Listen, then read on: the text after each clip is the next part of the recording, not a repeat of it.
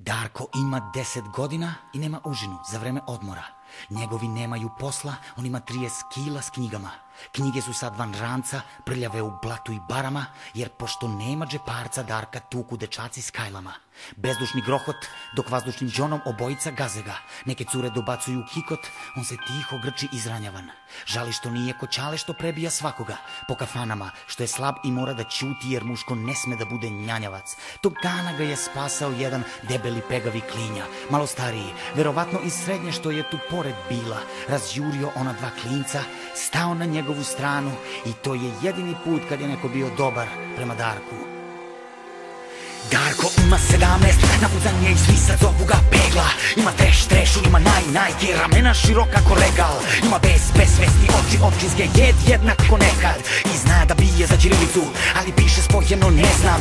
On mrzi Hrvate, čuo da treba u pesmi omiljenog benda. On mrzi pedere, reklamu crkva i dobri pastir Kačavenda. On voli svoj narod, voli Kosovo i život bi dao za njega, ali zove prljavom seljačinom svakoga ko nije iz BG-a.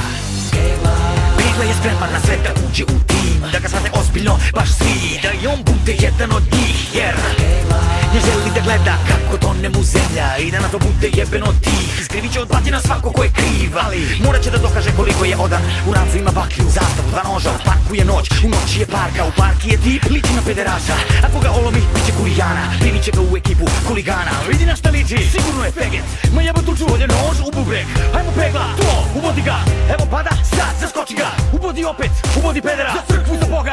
Živjela Srbija, vidi kako plače bre, pička pegava. Čekaj, stani, pa to je on, ona iz školskoga.